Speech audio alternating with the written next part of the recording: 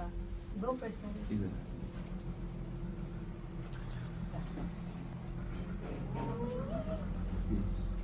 मुझे 1 साल से आपका प्रवचन सुनते, यहाँ है तो यहाँ आते, नहीं तो फिर नागपुर में सुनते, यूट्यूब में, व्हाट्सएप में। महाराज जी, रोना क्यों नहीं आता भगवान? रोना क्यों नहीं आता? रोना उसी के लिए आता है जिससे प्यार होता है। अभी प्रभु से प्यार नहीं हुआ जिसमें रोना आवे।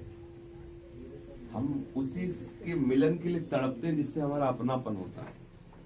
अभी हमें शरीर से प्यार है, शरीर संबंधियों से प्यार है। जिस दिन सच्चा प्यार प्रभु से हो जाएगा तो जी नहीं सकता प्रभु के चिंतन के बिना। और प्रभु प्रकट भी रोने से ही होते हैं। रुदु सुस्वरम राजन कृष्ण दर्शन लालसा तासाम आविर्भूत छोरी स्मयमान मुखा मुजा पीताम्बर धरा साक्षात मन्मथ मन्मथा। कबीरा हंसना दूर कर रोने से कर प्रीति बिन रोए किन पाइया प्रेम प्यारा। अब जिया न जाए जब श्याम सुंदर के बिना।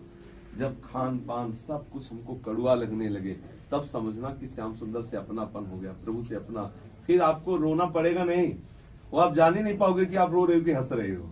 आंखों से अविरल प्रेम सुधारा बहती रहेगी अपनापन होने से। मेरे प्राणनाथ प्रीतम जब इस समय हो जाएंगे उस समय बात आ जाएगी। अभी और भी कुछ है हमारे जीवन में। अभी हम स्त्री हैं, अभी हमारे पति हैं, हमारे पुत्र हैं, हमारा परिवार है, अभी हमारे कुछ कर्तव्य कर्म है और भगवान से प्रीति होती। सर्वधर्मान परित्यज्य मामेकम शरणम ब्रज मनमना भव मद्भक्ता माद्यानि माम नमस्कुरु अनन्य चेता सततम यो माम स्मृति नित्य सा तस्याम सुलभा पार्थ। और जिसके लिए हम सब कुछ त्याग कर जब चिंतन करते हैं और जब उसको हम देखते हैं कि वो कहीं झलक नहीं दिखाई दे रहा तो व्याकुलता होती है। जब व्याकुलता होती तो क्या फिर एक ही रास्ता रह जाता है, रोना। कब मिलोगे प्रीतम, कब मिलोगे? बहुत समय हो गया, अब रहा नहीं जा। फिर एकदम विकलता, और जब ऐसी विकलता आ जाती कि सब सुध भूल गई केवल प्रीतम, तो उसके मानस पटल पर छा जाते हैं ठाकुर।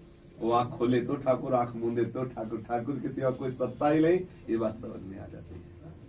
ये बात आई आपके कि मुझे रोना क्यों नहीं आ रहा, इसका मतलब अब वो रुलाना चाहते हैं।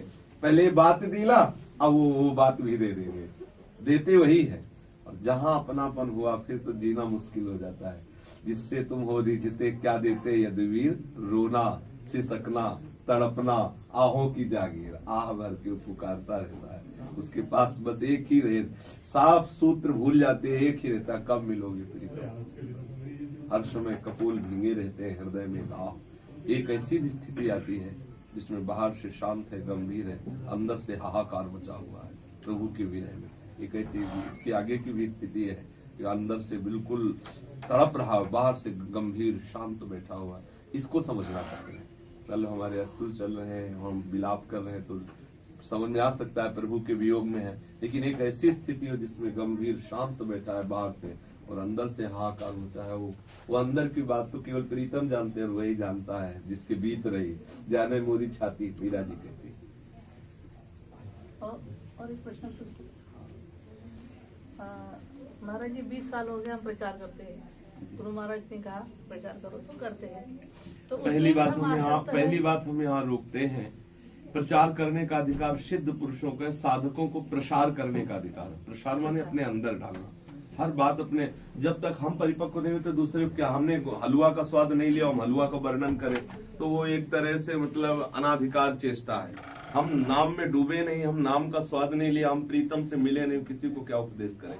उसमें सबसे बड़ा घाटा ये हो जाता है कि कहीं ना कहीं आदर मिलने लगता है, कहीं ना कहीं सम्मान मिलने लगता है, कहीं ना कहीं व्यवहार बढ़ता है, कहीं ना कहीं परिचय बढ़ता है। हमारी स्थिति बनी नहीं, हम फंस गए पहले ही तो मिट जाते हैं। वो बात बन नहीं पाती जो बनना चाहिए।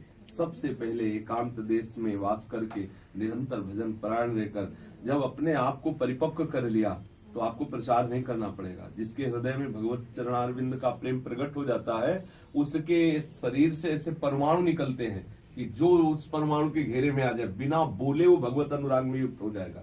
बिना जब पुष्प में पराग आ जाता है तो भंवरों को निमंत्रण नहीं दिया जाता, अपने आप आ जाते हैं, अपने आप आ जाते हैं ना। अब नकली फूल आप खिला के देखो, अगर भौरे आ जाए तो बताना। और भौरे आ भी गए तो वापस रूखे लौट जाएंगे, उनको तृप्ति होगी नहीं।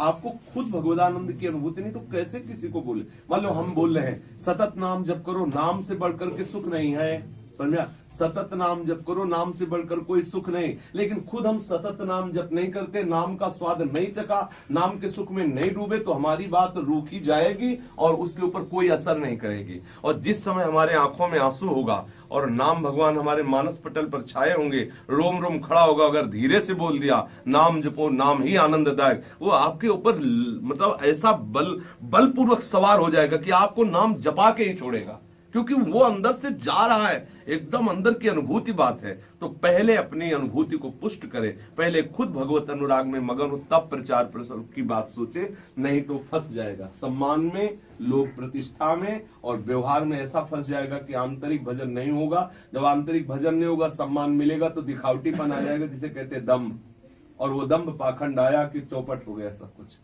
ये असली बात ये है। उसको बंद कर देती। अब हम आपको बात बता रहे हैं, ना तो करने की बात करें ना बंद करने की बात, आप अपनी योग्यता के अनुसार देख लीजिए। माता जी आई